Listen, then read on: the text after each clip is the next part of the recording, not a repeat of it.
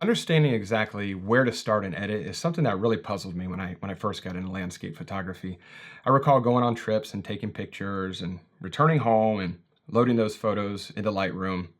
And I remember going through the images and being fairly happy with the results I got.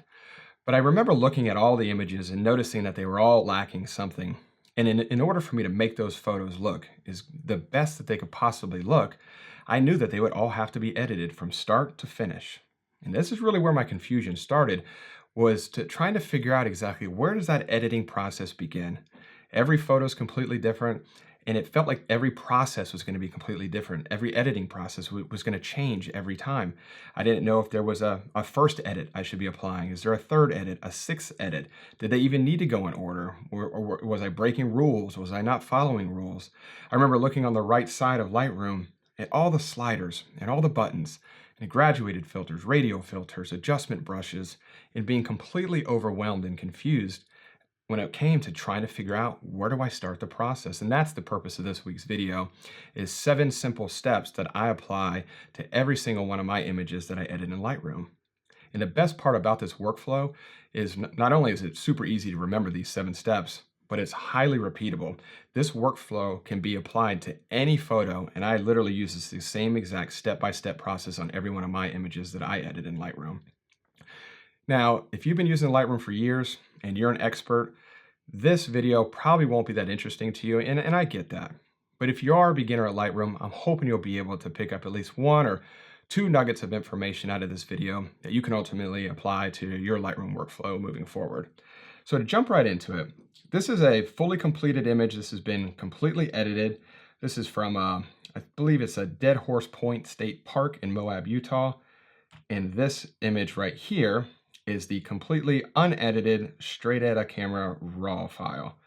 So I'll toggle it back. This is the final edited version, and this is the raw file.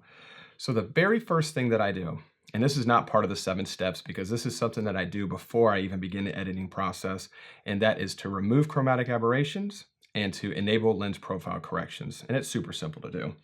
We're just going to come down here to the lens correction section, and we're going to select remove chromatic aberration and enable profile corrections. And once you have that completed, now we can begin the 7 steps of the editing process. The very first thing that I always do is I go in and I crop my image and I adjust and straighten any type of horizon that it happens to be in that photo. So I'm going to come up here to the top, I'm going to grab the crop tool, and I want to ask myself, what's not adding any visual interest to this photo? I remember when I first captured it, I liked this bush on the left-hand side because I thought it added visual weight to the left-hand side of this image. But now that I look at it, this whole left side looks kind of bland and boring. I don't think it really adds anything to the overall photograph except maybe an unwelcome distraction. So ultimately, I'm going to crop in from the left side and I'm going to crop out that entire bush. And I also noticed that there was a tree that I missed on the right-hand side of this photo when I was composing this shot. So I want to bring the crop in and remove that as well. I'm going to bring the overall crop down a touch because I really like this crack in the rock here, how it leads up to the tree right here. And I think ultimately this horizon is pretty straight, so I'm not going to mess with it much right now, but I might end up having to come back later and adjust it. But for right now, I think it looks pretty good, so we're going to leave it right there. Now, once you have the image cropped and your horizon straightened, that's kind of like your canvas. Your canvas is ready. You can go ahead and apply the rest of your edits to the photo. Now, the second step that I always apply is I go in and I update my overall exposure to the image and the white balance. So I'm going to come down here to exposure first. I'm going to bring it up. This image is pretty easy to tell that it needs some positive exposure because it's definitely underexposed. But something that I used to struggle with was trying to determine how much of a particular slider do you need to increase it or decrease it. And if you ever run into that situation, you can just hold down the Shift key and you can double click on any of these words here and Lightroom will automatically update it for you. So I'll show you again. I'm holding down the Shift key, double click exposure, and this is the value that Lightroom is saying is needed in order to properly expose this image. Now, Lightroom's not always right, and of course Lightroom is not factoring in your artistic vision for your photograph. It's just looking at it purely from a technical aspect. But it's a pretty good leading indicator for you to tell you exactly where you need to put your exposure. And from my experience, a lot of times Lightroom overexposes images, so I'm going to bring this down just a touch, maybe to right there, and I think that looks good. Now moving on to the white balance, you can see these are the values that the image was shot with, 6450 on the temp and positive 11 on the tint. I'm going to change this to auto just to see what Lightroom says is proper white balance. And Lightroom is indicating 7500 on the temp and 0 on the tint. So I'm going to keep those values in mind, and I'm going to go back to the original, and I'm going to warm this up just a touch. I'm not going to take it to the 7500 that Lightroom was recommending because I felt that that was a bit too warm. I'm going to bring down the tint a little bit as well. So once again, we're kind of using Lightroom to help us out from a directional perspective, just to let us know what Lightroom thinks is the correct value to update exposure and white balance. And then we're going to go in there, and then we make our kind of fine-tune adjustments from that point. And I think that looks pretty good. I'm going to bring down, maybe bring up the tint just a touch, or the temp just a touch more. I think that looks good right there. Now, the third thing that I always do is I update my highlights and my shadows.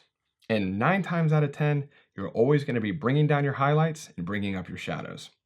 So I'm going to come up here, I'm going to hold down the Shift key, double click highlights, double click shadows, just to see what Lightroom is saying is the proper values to update these sliders. I'm going to bring the highlights down even more because I really want to try and bring out some of the detail in the sky. There's not a whole lot of detail in the sky, but I want to try and bring out whatever is there. And I'm also going to bring up the shadows a little bit more than Lightroom is indicating as well. I think that looks good right there. Now the fourth step is to adjust your white points and your black points. And once again, we're going to go in here, hold down the Shift key, double click whites, double click blacks, and go from there and see if we want to make any additional changes. In my experience, Lightroom does a pretty good job updating the white and black points, so I very rarely have to change these that much, if any. I think I'm going to bring the black point back. Actually, I think it looks pretty good right there. I think that's a good start. Now, the fifth step is to apply contrast, and I always do this with the tone curve. And I know the tone curve can be pretty intimidating, especially for someone who's just starting out using Lightroom, but Lightroom actually provides kind of like templates to use for the tone curve to add contrast, and I'll show you what I mean right here. We're going to come down to the tone curve, and you'll see right here where it says point curve linear, you can drop this down and you'll see medium contrast and strong contrast. So if we select medium contrast, Lightroom will automatically apply a tone curve that will apply medium contrast to this photo. And if we change this to strong contrast, Lightroom will automatically apply a tone curve that will apply strong contrast to the photo. So I think, and I always check both. I always try medium contrast, and I'll always try strong contrast if I'm not updating it manually myself. And I think strong contrast looks pretty good. And I'm also going to come up here and dial in a little bit of negative global contrast as well, because I find sometimes if the contrast is making the shadow areas a bit too dark, if I just bring down negative contrast a bit, that might help kind of counteract that as well. And I think that looks pretty good right there. And it's using the tone curve in this manner is a great way to practice and get comfortable with the tone curve, because once you use it enough, you'll really get familiar with the S curve that you apply to add contrast to a photograph. And once you do it enough, then you'll eventually get to a point where you feel comfortable going in there and manually adding a custom tone curve to every single one of your images moving forward. And I think that looks pretty good right there. I don't think there's any custom changes I really want to make to that tone curve, so I think we're going to leave it just where it is at right there and close this down. Now the sixth step is to update the present section. And I know that probably sounds pretty weird, the present section, because most people really never refer to this as the present section, but for some reason Lightroom has that title above this section right here, but it's the area that has the clarity, dehaze, saturation, and vibrance. So we're going to go into this section, see, presence right there.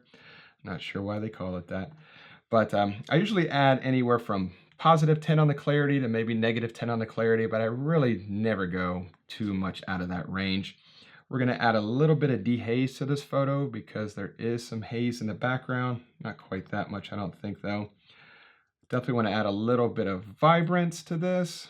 And we'll also bring down the saturation just a touch as well. And I think that looks pretty good right there. I generally like to add positive vibrance in conjunction with negative saturation. I just kind of like the way that kind of seesaw effect looks for the overall color palette. And I think I'm going to bring the vibrance up just a little bit more as well. I think that looks good right there. And for the 7th step of this process is sharpening. So I'm going to come down here to the detail section, and we're going to pull up our sharpening. Now, you definitely don't want to go overboard here. I'm usually somewhere in the upper 60s or at the very most the lower 70s.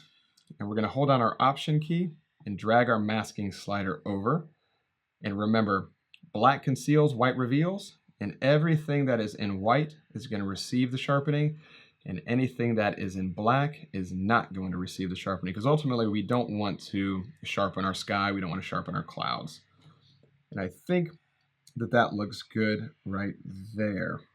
Now, once you run through all 7 steps, I always like to run right back through it again, because a lot of times when you change one adjustment, that might affect another. So a lot of times, like we adjusted the exposure in the beginning, and then we updated our contrast later. Sometimes adding contrast will actually darken down the overall photo. So you just want to go back and make any kind of fine-tune adjustments at that point.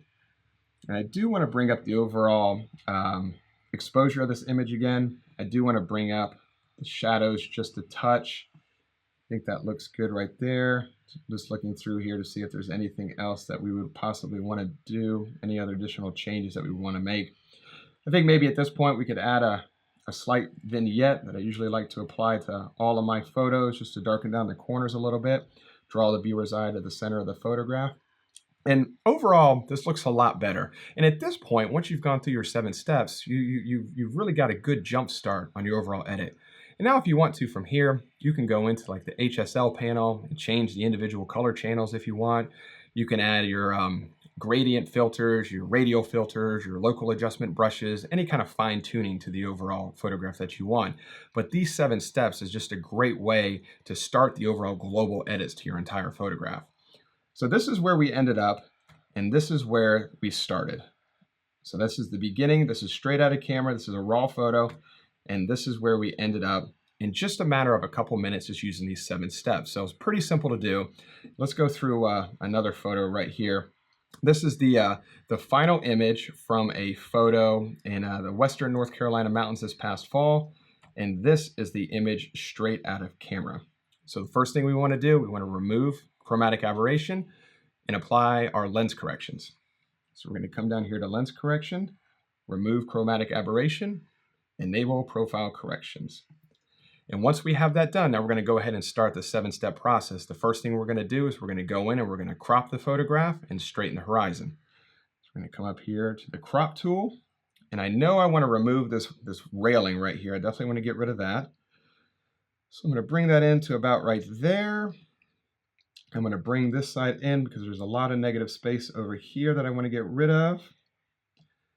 I'm going to lift this up just a touch because I want to get rid of this little branch sticking out right here. So maybe right around there I think looks good. And of course there is no horizon in this photograph, but it looks straight because I'm using these trees as kind of an indicator, and they're matching up well with the guidelines of this grid. So I think the image is, from a perspective, or from a straightness standpoint, I do believe that this image is straight. It's hard sometimes when there is no horizon, but I think it looks pretty good right there. Now, the second thing we want to do is we want to update our white balance and our overall exposure of the photo. So I'm going to come up here to exposure. Let's double click exposure. That looks a little bright to me. So we're going to bring that exposure down just a touch. And now we're going to update our overall white balance. You can see where we're at right now, where the actual image was taken. 5750 on the tint and positive 5750 on the temperature, positive 51 on the tint. Let's change this down to auto to see what Lightroom is recommending. That looks very warm to me. The Lightroom is saying 74, 50, and 30. So we'll kind of use that as a guideline. I'm definitely not going to warm it up quite that much. I'm thinking maybe right there looks good. We'll bring down the tint just a touch, not too much though. I think that's a pretty good point right there. I think that looks good. Do we want to make any other additional adjustments? I don't think so. Now the third step, we want to update our highlights and our shadows. So we're going to come in here, we're going to hold down the Shift key, double click highlights, double click shadows. I'm going to bring down the highlights a little bit more than what Lightroom is saying because I want to try and bring out some of the detail in the water. And I also want to bring up the shadows a little bit because there are a lot of dark areas beneath this waterfall here that I want to try and bring out a little bit of detail in there. I think that looks pretty good right there. In the fourth step, we want to update our white points and black points. Once again, holding down the Shift key, double click whites, double click blacks. I think that looks pretty good. I'm going to bring the whites down just a touch because I don't want the water to be too bright. And I'm going to bring the blacks back a little bit as well because I don't want to crush my shadows. I think that looks nice right there. In the fifth step, we're going to go into the tone curve and apply our global contrast. So I'm going to open up the tone curve, click linear. We're going to try medium contrast. Okay. Strong contrast is definitely going to be too much contrast, so we're going to go back to medium contrast. I'm also going to come up here to the global contrast slider and just dial in a little bit of negative contrast as well. I like the way that looks. In the sixth step, we're going to go into the present section. We're going to add a little bit of clarity. We're not going to touch the dehaze because we don't need it for this photo. Add a little bit of vibrance because we want to bring out those fall colors. Dial in a little bit of negative saturation. And I think that looks good there. In the final step, the seventh step, we're going to sharpen the overall photograph. So I'm going to come down here to detail, bring this up to the upper 60 range, looks good. Hold down the Option key. We don't have to mask this image quite as much because the majority of this photo we want to sharpen. And I think that looks good. We don't want to sharpen all of the water, but a little bit is fine to add some detail to it, some structure. I like the way that looks. Now that we've gone through the 7-step process, we can go back through it just to make sure to see if there's any kind of adjustments we need to tweak. And I think we just want to bring up the overall exposure just a bit, maybe bring up the shadows just a touch more as well. And I think that looks good. I'm going to come down here and add a slight vignette to the photo. And I think that looks good. Let's go to where we started. This is where we began. And this is where we're at now. I'll do it again. So this is straight raw image. Sorry, let me try again. This is a raw image straight out of camera. And this is the image that we just edited here. So once again, I don't know how long that took, but it felt like just a couple minutes. So we really transformed this image in a relatively short amount of time, just going through those 7 simple steps. So I hope that was beneficial to you. I hope you were able to get at least a little bit of information out of that so you could possibly apply to your images moving forward. And as always, if you have any questions, definitely leave them in the comments section below. I guarantee I will get back in touch with you. And if you enjoyed this week's video, if you could hit that thumbs up button, that definitely helps the channel out. And as always, I appreciate you watching this week's video, and I'll see you next week. Bye.